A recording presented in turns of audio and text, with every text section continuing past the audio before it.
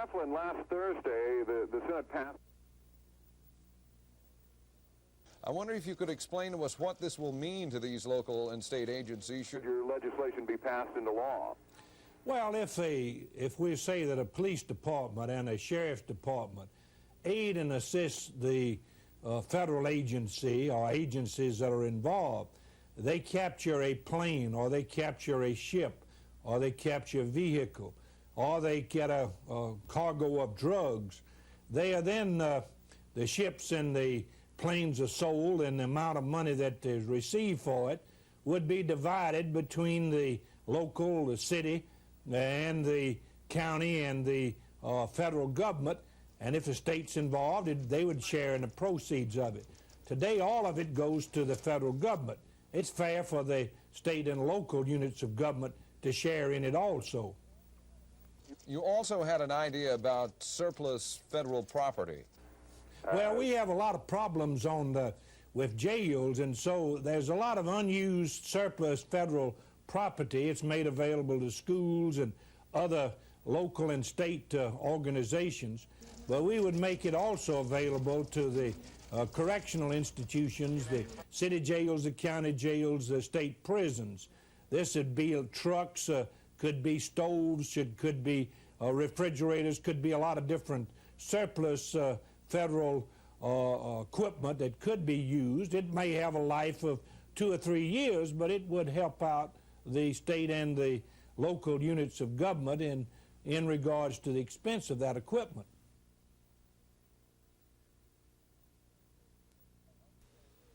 I understand that Ed Meese visited in your office, and you and he talked about getting back to the drug problem again, possibly increasing the amount of military involvement in stemming the flow of illegal drugs by air coming in, especially into the southeast and particularly the state of Alabama. Well, Ed Meese is up for confirmation for Attorney General. I'm on the Judiciary Committee. It seemed to me a good opportunity to mention some local problems that we have. We have a local problem in Alabama in the south central Gulf Coast area where they're now bringing in drugs by planes. They're coming in flying at low altitudes, then landing inward anywhere from 200 to 400 miles inland. They're landing in South Alabama, Central Alabama, North Alabama, having a rendezvous with a truck in some rural airport. And we feel like that the federal forces can coordinate. We ought to be able to use the smaller AWACS plane, the helicopters, trying to stop this inflow of drugs from the West Indies, Central America, and South America. And I was soliciting his aid in trying to stop this influx of drugs coming in from those countries in that area.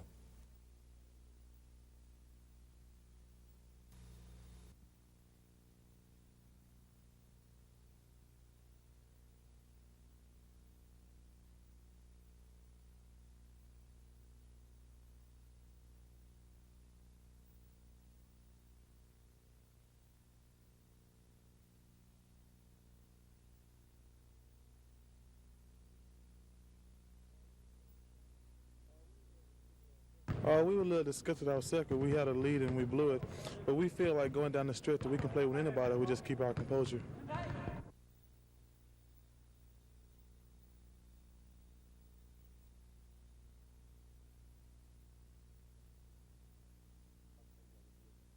I was thinking about just getting them down and giving that team a victory.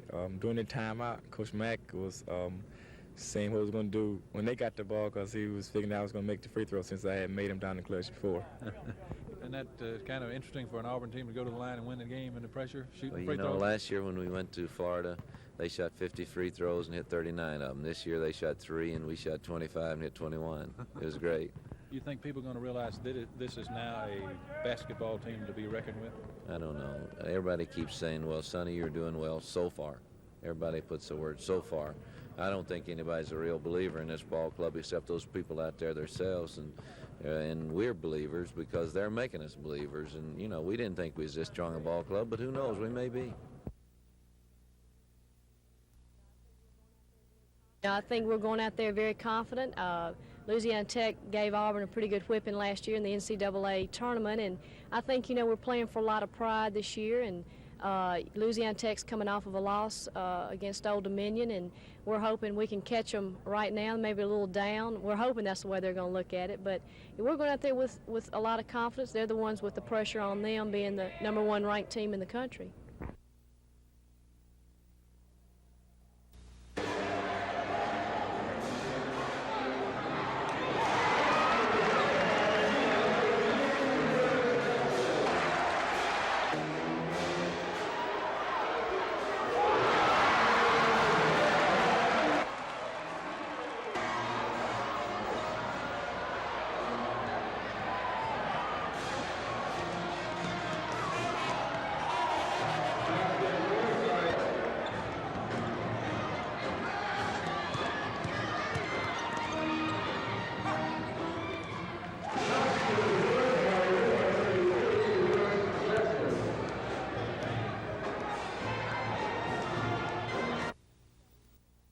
Sickle cell anemia. 1 out of every 500 black Americans is born with it, and 1 in every 10 is a carrier.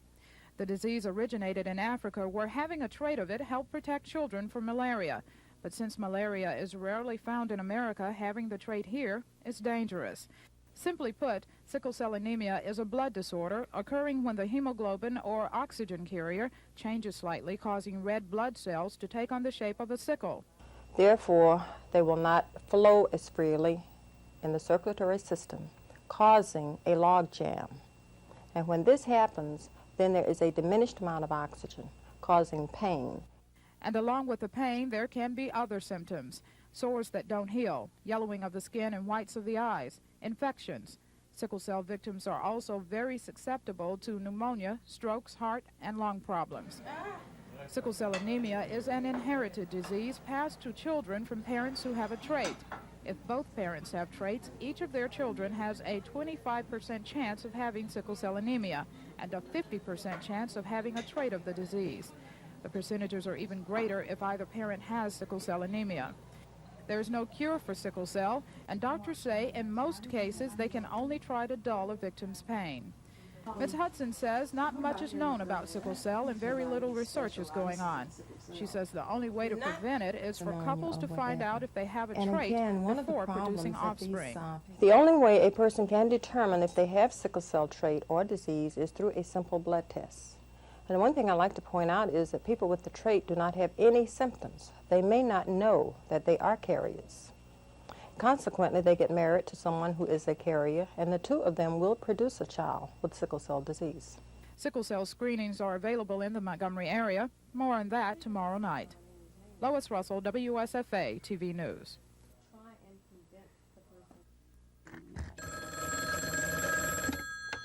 Good morning, Sickle Cell Foundation of Greater Montgomery. The Sickle Cell Foundation of Greater Montgomery is a 20-member organization serving Montgomery, Lowndes, Elmore, and Watauga counties.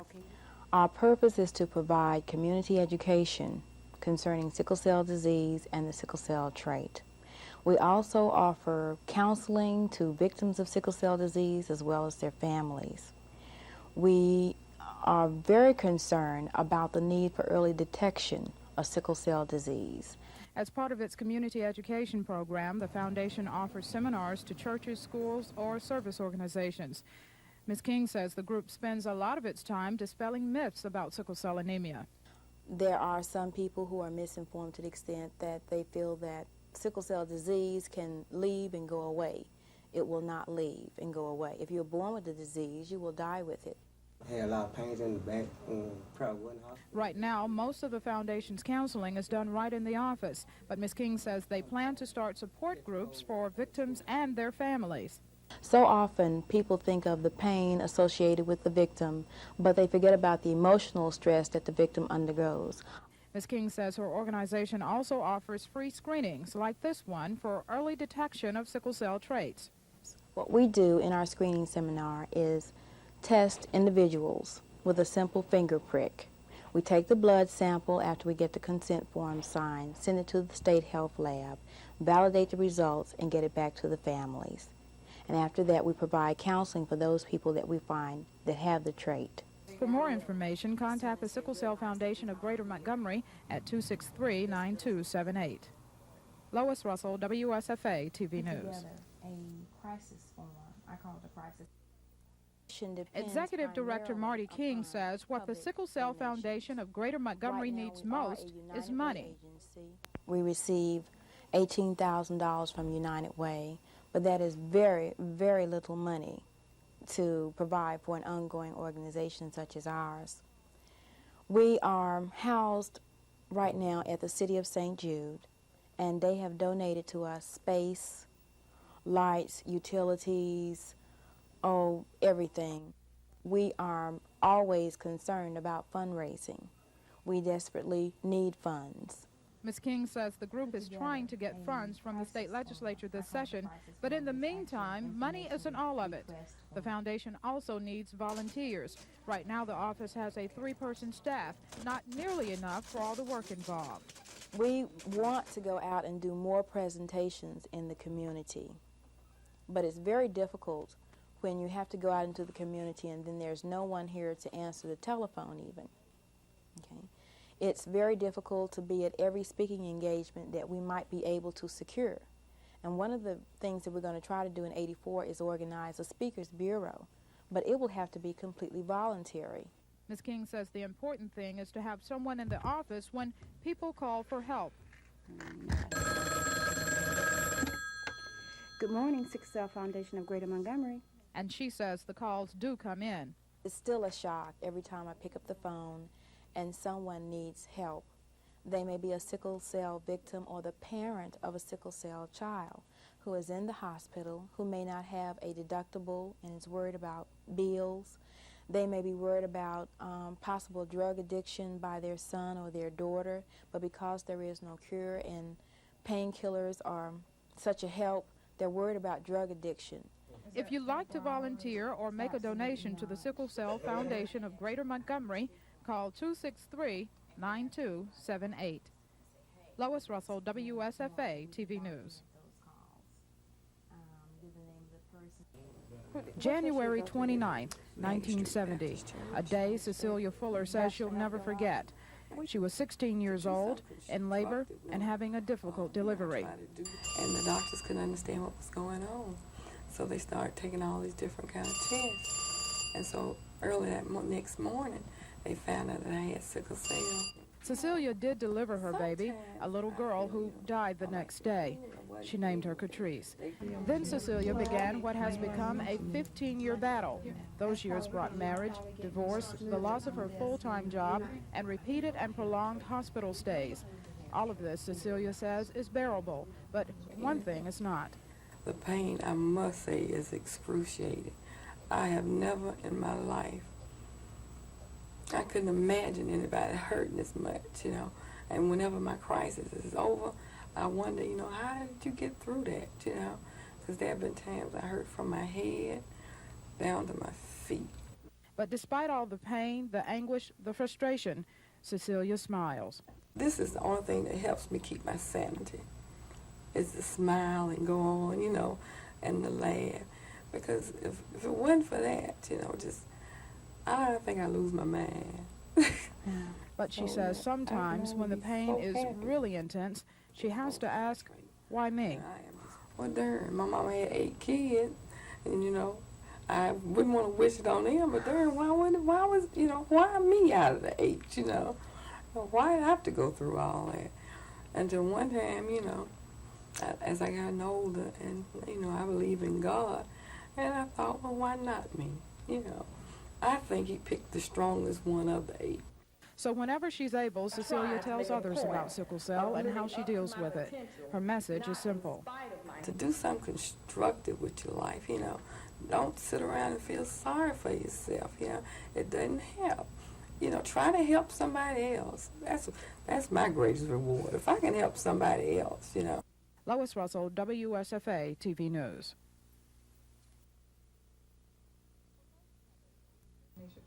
For most couples, the decision to have children is a serious one, but for Beverly and Kennard Adams, that decision was a matter of life and death. The Adams lost their first child to sickle cell anemia, and despite the odds, decided to have more. The loss of a child without having other children was too much for either one of us to bear the rest of our lives. So we thought about adoption at that point, but we really wanted somebody to represent both of us. So that was kind of a big decision. Dr. and Mrs. Adams now have 3 children, 19-month-old Kenesha, 5-year-old Chris, and 6-year-old Kim. Kenesha and Chris beat the sickle cell odds. Kim did not. Do you ever regret having made that decision since Kim has contracted it, or has it? Whenever she cries, and Mommy, I can't stand the pain, like when her head was hurting.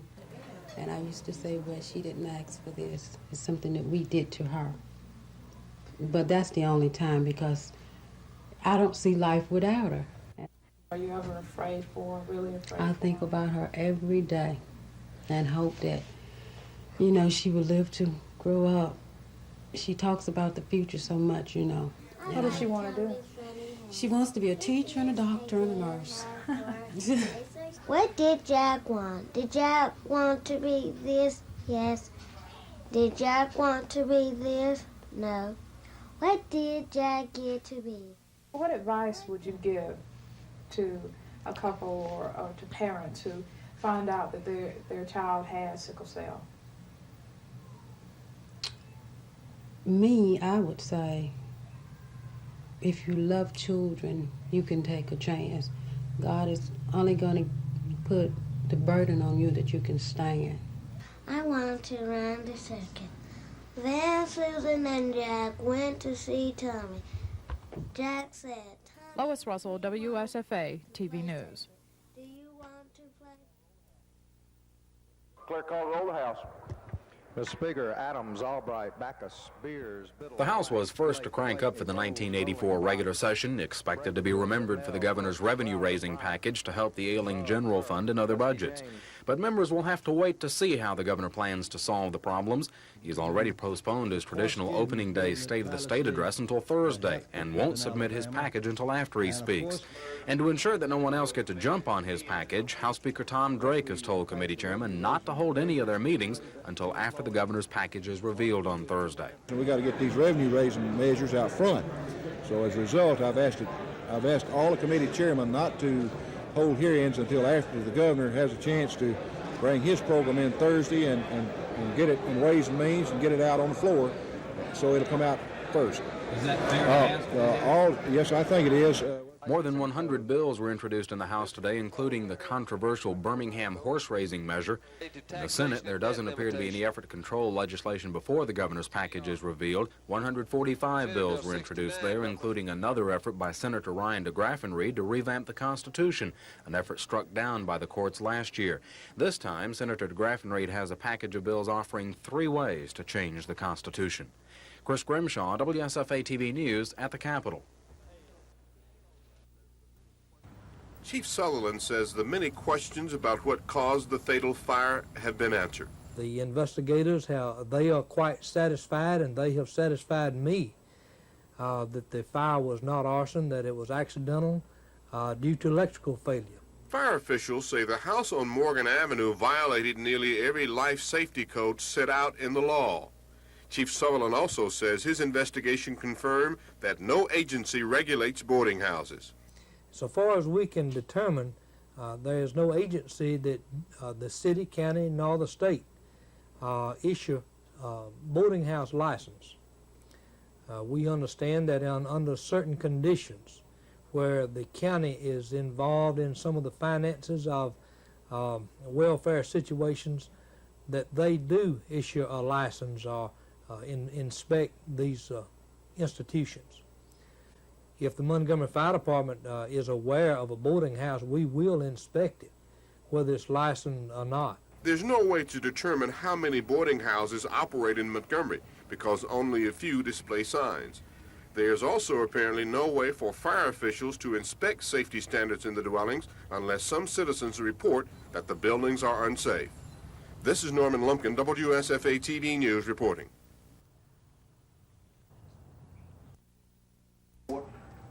Two weekend, right?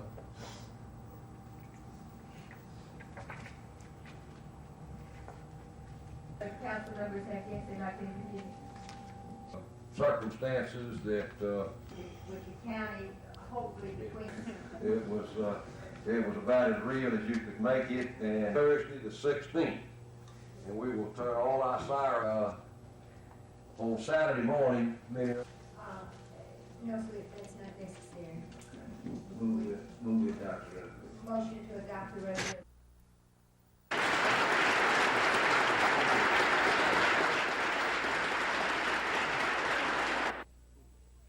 If we allow the nuclear rate of the way, today we find ourselves, boys, we still have the need to fight for social justice, boys, back from Lebanon. They have no place there.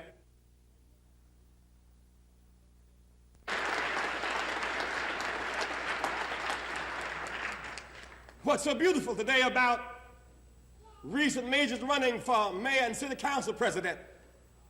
Right here, where the crucifixion took place, we're now rolling the stone away. The resurrection will take place July 10th at the same place where the crucifixion took place.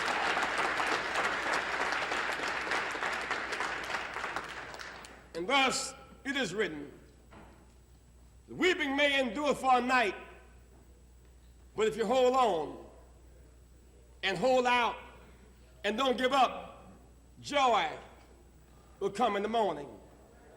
This is the morning of joy, the morning of new hope, the morning of new possibility. The voter registration forms right here. I want you to follow, leave it, back for the rest of you to vote right now.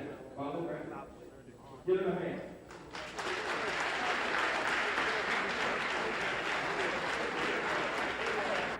We fixed it up right.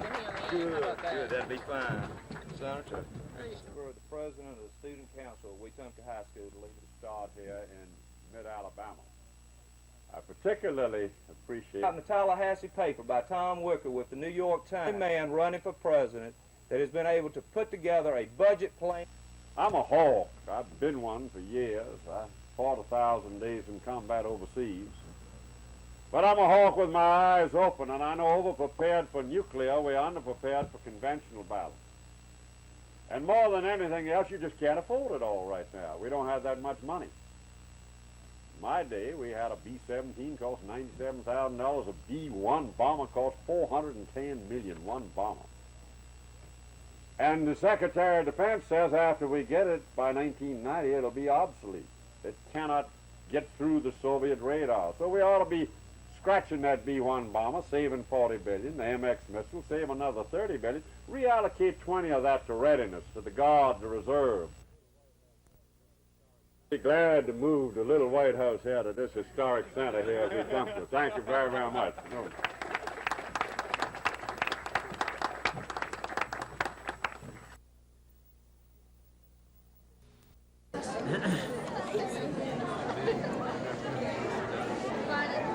Find the Hercule? Where should I hide?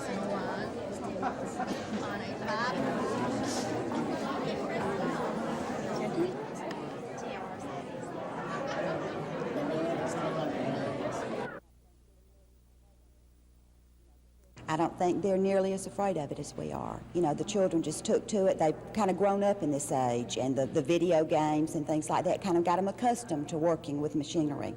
And they feel real good when they work with such a sophisticated piece of machinery. They feel like they're, you know, a worthwhile person if they can be trusted to use something that expensive and that nice.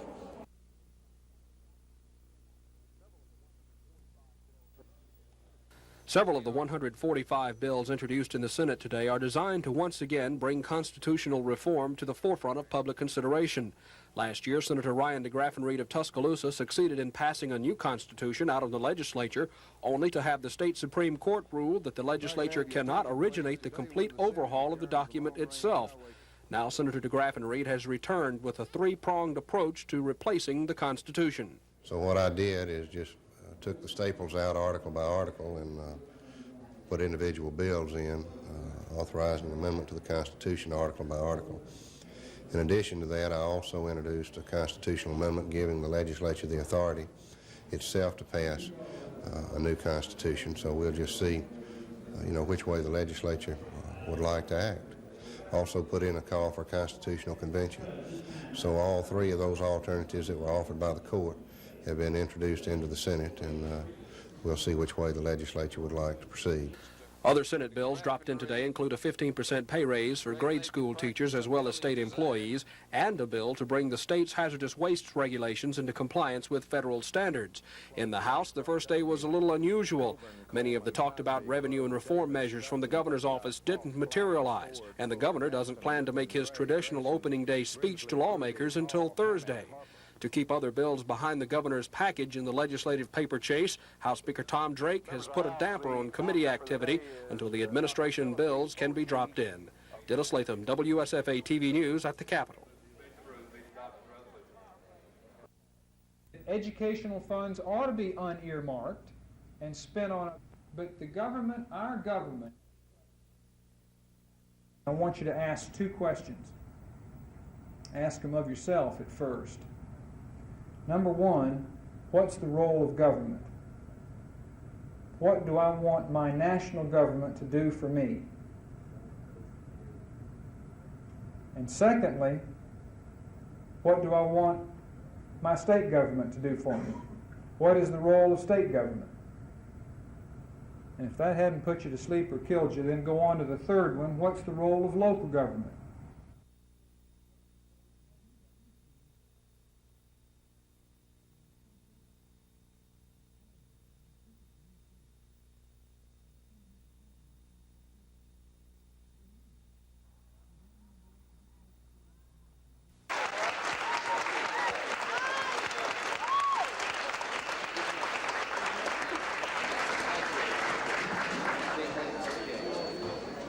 I don't think anybody's had any better training in their coaching, in their playing life than Walter.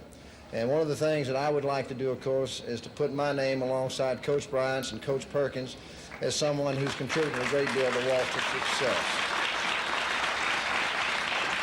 In coming to Memphis, I was here last year, the year before last, in the Liberty Bowl, and being around the city, being around the people, I saw the same type of hospitality. And I'd like to just say thank you for welcoming me here and being a part of the Showboats organization. Hopefully I can do the best I can, and we can bring home a lot of victories here in the next couple of years. Thank you.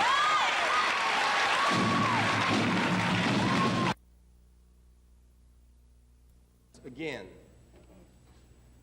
I want to thank your president for being good enough to invite us back again. I'm told to make it quick, but I could stand here perhaps for an hour and tell you of the United States. You simply say, ladies and gentlemen, the next president of the United States. At another dimension, another level now. The back will rest of you to vote right now. Follow right. Give him a hand.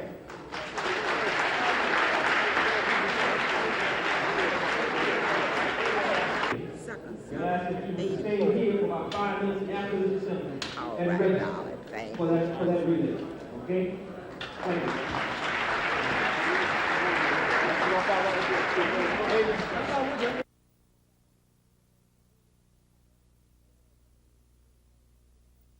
You feel like you never wore shoes. So I'll be glad to move to Little White House. But we made a mistake, and the best way to save face is to save lives. But with respect to living in this world with the Soviets without and that is how we can stop going from one extreme. By the time the program was over and I had a few pops and we were riding home, I particularly appreciate Tom's presentation of my wife. She's an old school teacher. And she keeps our feet on the ground, you know. We go around and they get these laudatory introductions like Tom just presented me. The other night we had one of these awards back.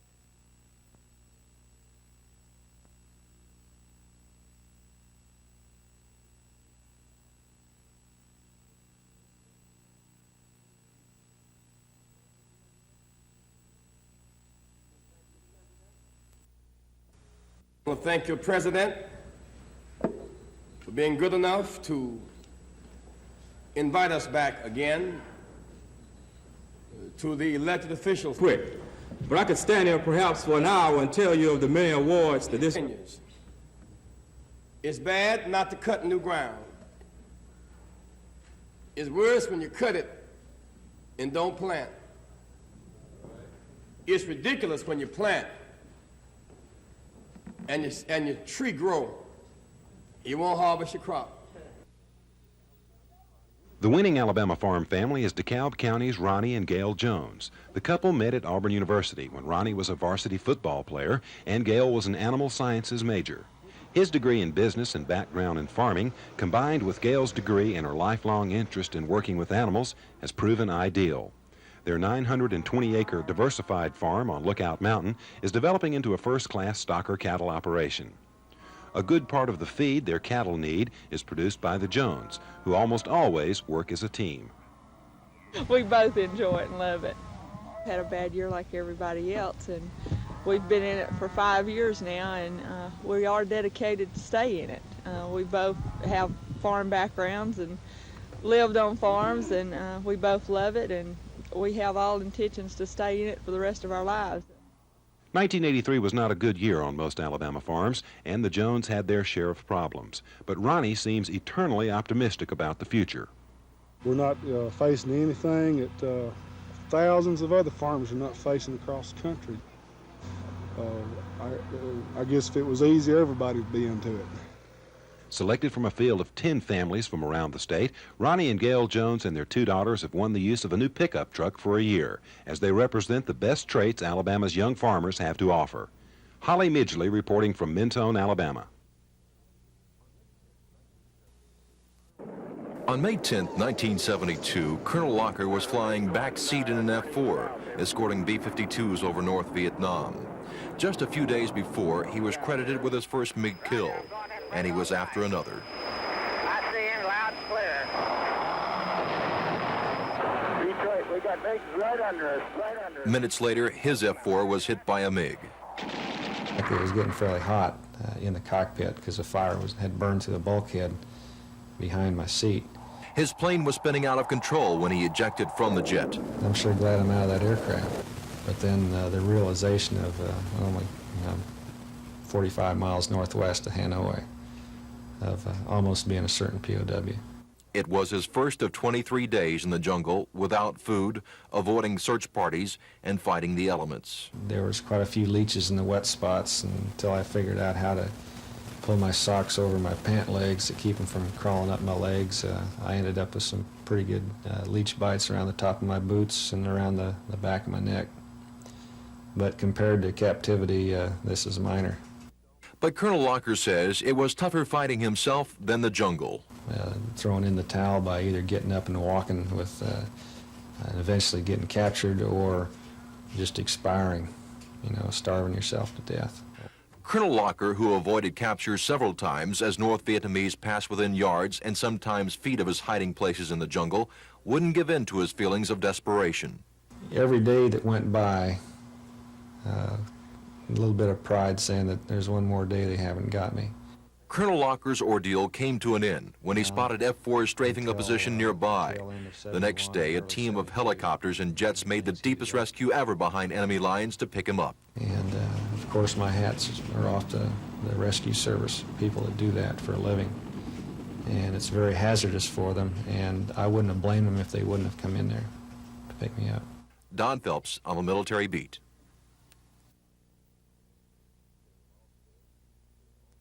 In pulling them offshore, putting them on ships. I think historically we will look back and see that we made the right decision in attempting to do what we did do as a part of the international peacekeeping force. But when the government we were trying to support collapsed, there was nothing to support, and we had no choice but to withdraw and to reassess and see if there's anything there that we can salvage.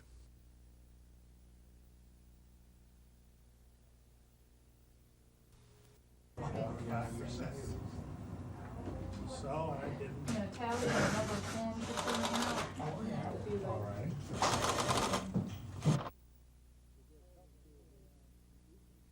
We give help to the elderly who are on reduced incomes, and who do not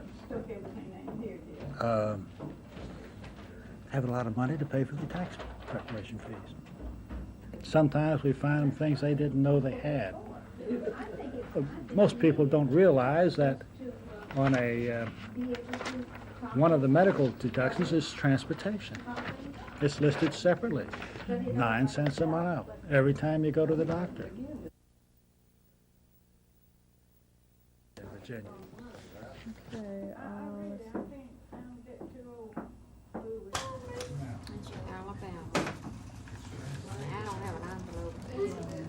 see. Never do. I never have that. So. You probably haven't driven this Ford lately. You'll find it not in car lots, but in Ford's test lab. Ford Research never makes play toys. Everything is very serious with us. This is serious aerodynamic research vehicle. Brian Barrow helped design the Probe 4, the world's most aerodynamic passenger car. It has a drag coefficient matched only by jet aircraft. The shape is the main thing. The low hood, the very smooth profiles of everything you see, the flush-covered headlamps. There's another feature that if you're on the highway, cruising on a smooth highway, we can lower the car to within 2 inches of the ground. Barrow came to Trenholm State Technical College to talk about the Probe 4, because you can't sell a car nobody can fix. And schools like Trenholm are trying to prepare their students to work on the cars of tomorrow. The total concept is revolutionary as far as the auto repair market is concerned. And Barrow says car buyers can get ready to see more low-profile front ends, sloping windshields, and flush glass. We are committed to aerodynamics. We think it's the most cost-effective way of producing a fuel-efficient car. Susan Silvernail, WSFA TV News.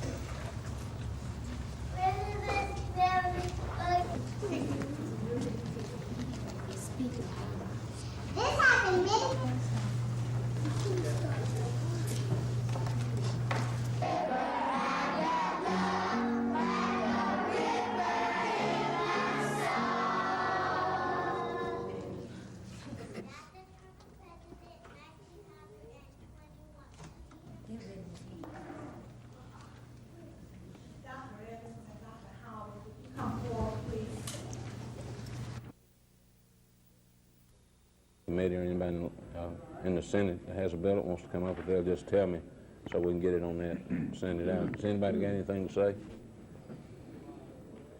just want to commend you, Mr. Chairman, for making so many efforts. Since education is such a controversial issue, and we're going to do everything. Meet next week. Thank you.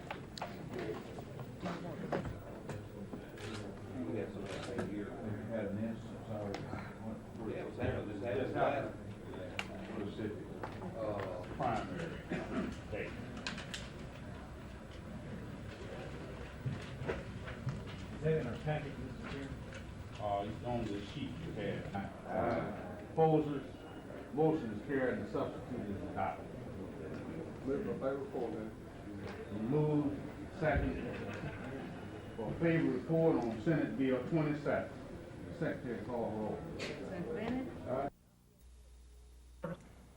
And I feel privileged to have this job, a job that's being called thankless and referred to as a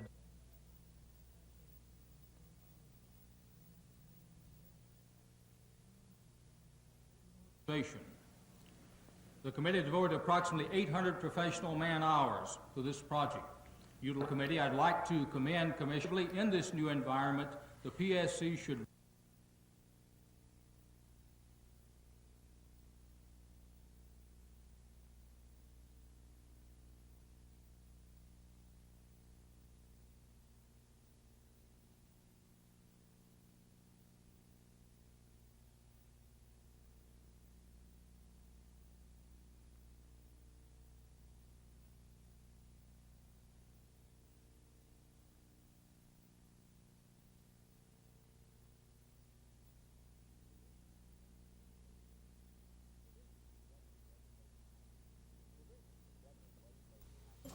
Revisions to the governor's legislative package continued at the Capitol today with a series of ongoing meetings. There are also revisions to the governor's speech for tomorrow morning.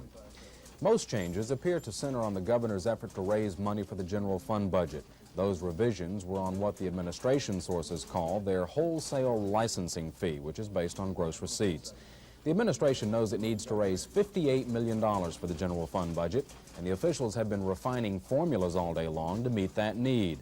It appears the administration will go with a formula which levies a fee equal to 2/5 of 1% of all wholesale transactions. That applies to everything sold before the retail level and includes food, raw materials like wood and steel, and other consumer items. The administration has also been revising its proposed constitutional amendments to increase property and income taxes. The changes to the property tax center on how much property you need to own before those new higher rates apply, and the changes to the personal and corporate income tax center on what exemptions to include. Chris Grimshaw, WSFA TV News.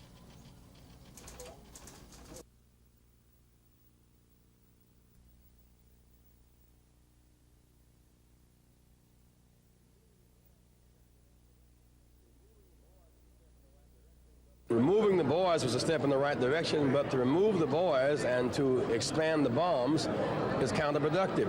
We should withdraw all military initiative and expand our diplomatic initiative. The fact is, in the Lebanese crisis, Syria occupies 60% of that territory and is now expanding. We need to expand the diplomatic initiative and reduce the military initiative. It is a no-win situation for us militarily. Congress has not given authorization, and there is no moral justification for losing the lives of our boys in that situation. Our boys stand there naked at the end of a runway, now having dug holes in the ground 20 feet deep, 3 times deeper than a graveyard. They cannot protect Lebanon, they cannot protect our national honor, they cannot protect themselves. We need to demand that the boys come home.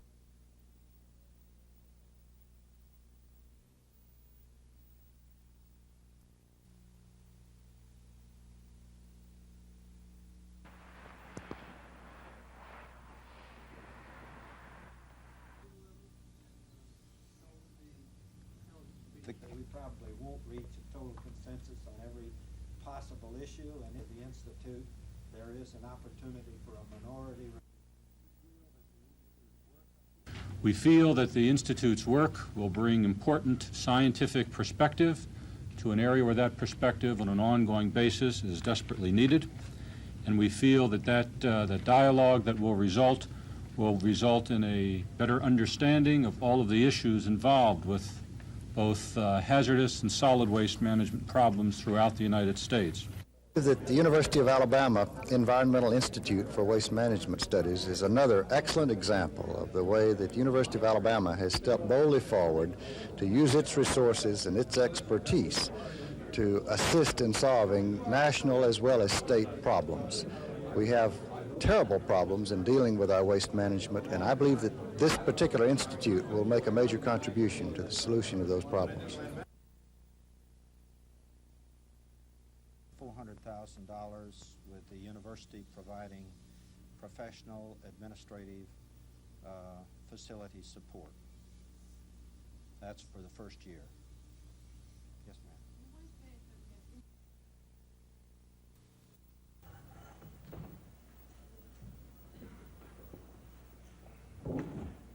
Of the organization. The committee devoted approximately 800 professional man-hours to this project. Solving the problems of the Public Service Commission so that we can better serve the people of Alabama. And I feel privileged to have this job, a job that's been called thankless and referred to as a job that no one would want. But I like this. The focus of the report will be not on problems, but on solutions. Number 2, create a unified and permanent advocacy group outside the PSC and provide it with adequate funding. The Consumer Advocacy Fund Service Commission on September 19, 1983. In short, the resolution authorized the President to seek. The committee believes that the proper role of the PSC is to perform its quasi-judicial responsibilities in a fair, equitable, and efficient manner. Therefore, it is appropriate to develop some salary linkage with parallel judicial bodies such as the courts of civil and criminal appeals. Adequate compensation and longer terms will make the Office of Public Service Commissioner a more attractive career position and provide greater stability for the organization. All homogeneous, and they're not looked upon. In other words, the masses of people are working in low incomes, in spite of all the kinks in our system, in spite of all the problems, plane geometry, solid geometry, chemistry, physics, Latin, and approving his plan of excellence. You still have to resolute to put in action each item, so you'll get all a chance to do that. I don't mean that as reflection on anybody. I mean, though, that like, say, Indian Springs, and our reflection on that fine school. That's a great, fine school. But everybody cannot send their children to schools of that sort. Inadequate and below, all homogeneous. And they're not looked upon as a country that has arms open for them to escape the poverty that existed in Central and South America and Asia and Africa and Haiti. And of course, when they get into our system, they are students whose parents have no background of education and therefore have not been able to help them.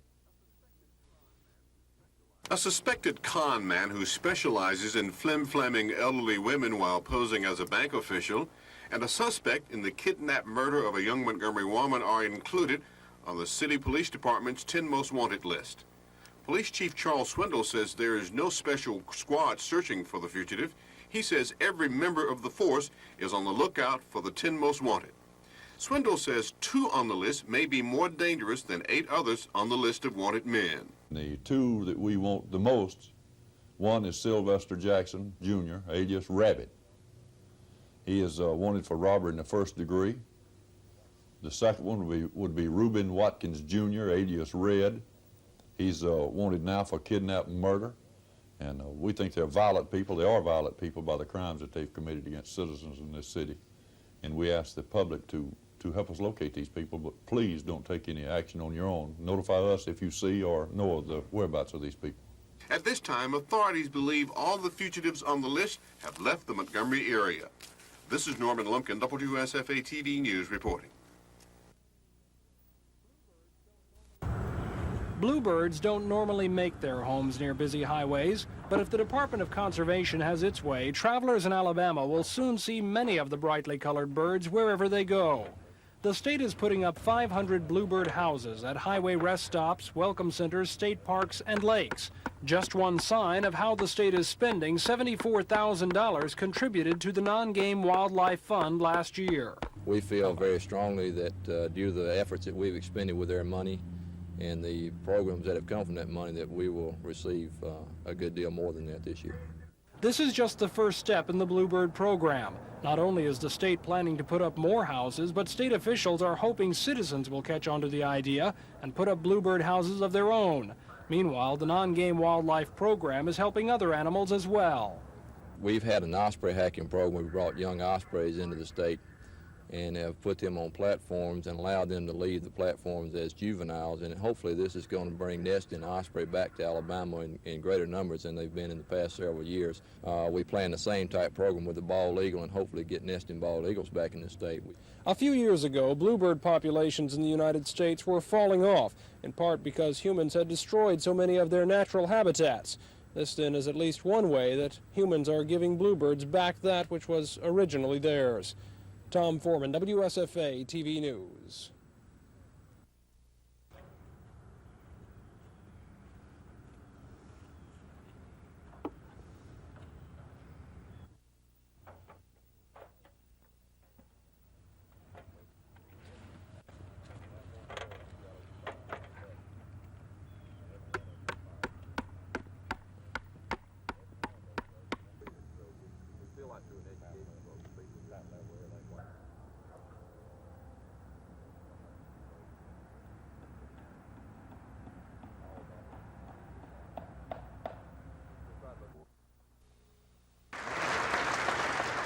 While most of the governor's speech focused on raising and spending tax dollars, he did not include many detailed figures.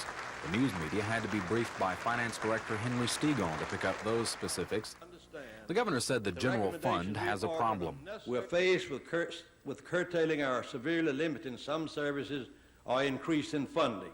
But he didn't tell legislators how he intends to raise the $58 million for the prison and Medicaid needs. Finance Director Stegall says the $58 million would come from the wholesale privilege license law, which taxes the sale between wholesalers and retailers.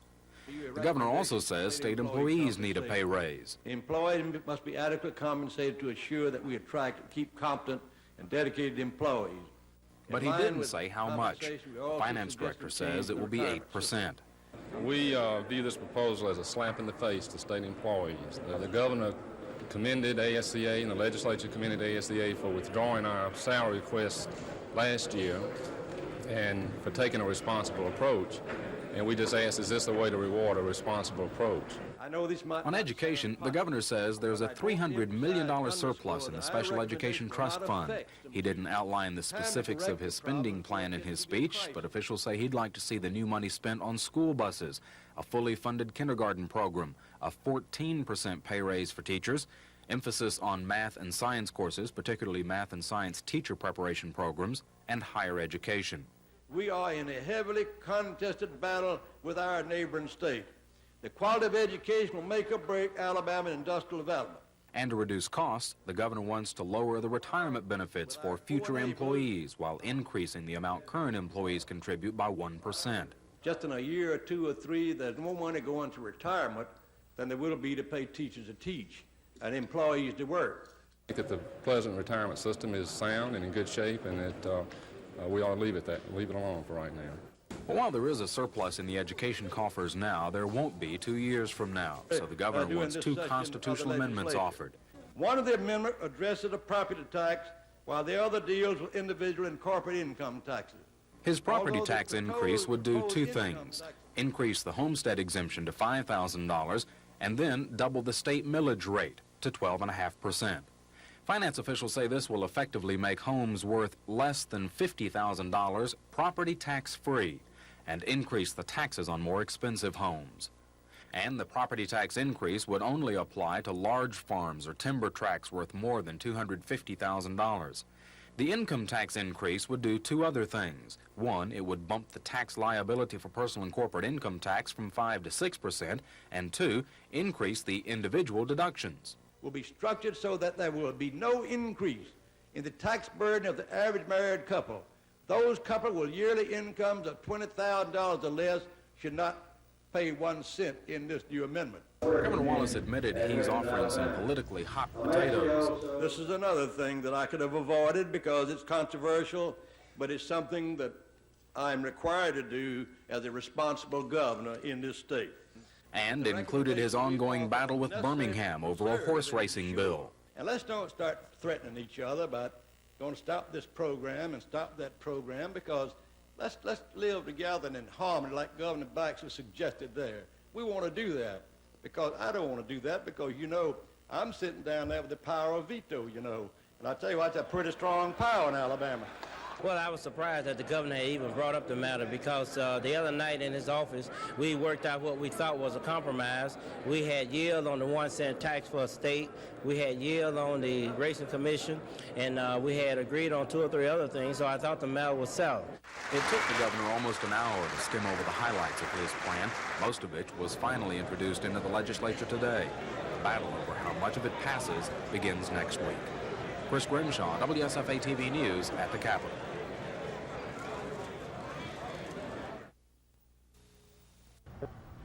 Investigator Bruce Huggins helped close the book on 2 Montgomery County murder cases last year. In one case, he coordinated a nationwide manhunt, stuck with it until he arrested a suspect in Ohio. Huggins is fairly low-key about his accomplishments. It's just a matter of doing the things that we've been taught to do. Do a good job at the crime scene, so later when you do have a suspect, you're able to convict that suspect, and you won't have the case thrown out of court or some technicality where he will walk away simply because you didn't do your job. The investigator has been with the Sheriff's Department for more than 6 years. He remembers who he's really working for. You have to spend a lot of time with the victims. You have to be concerned about what happened to them and their feelings toward it, and without their cooperation, you're not going to accomplish anything or solve any of the cases. So. All right, and now our award to the Law Enforcement Officer of the Year, Deputy Huggins. Congratulations. And he's earned the respect of his peers. Susan Silvernail, WSFA TV News.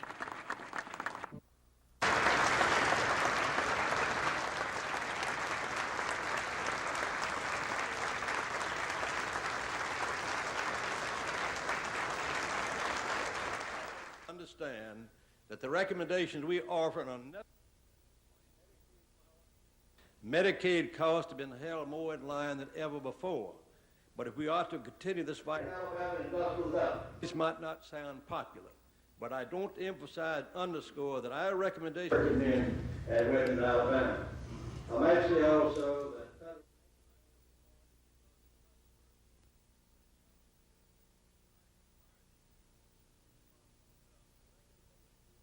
that the recommendations we offer are necessary to preserve and ensure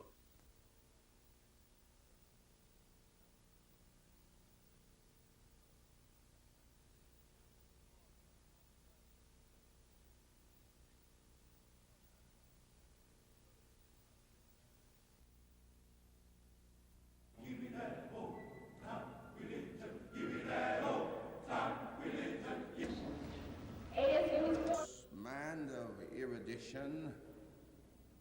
I come today to make greetings from the...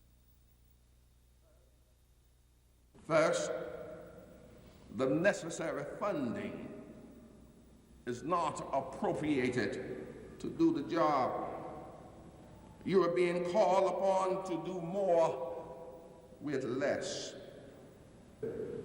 Our mission is frustrated because many students, I am afraid to say, don't want to learn.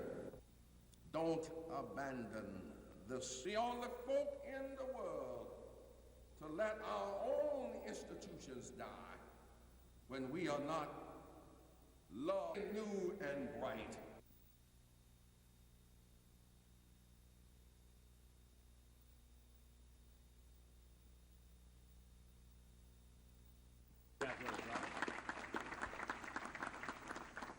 Maxwell Air Force Base, Major. That's what it says, but it's Exchange Club.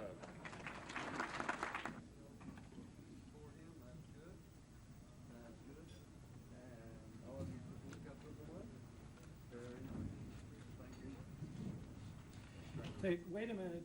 Deputy Huggins, did you bring your daughter? No, well, I have another plaque for you, and she could have held that. You know, here.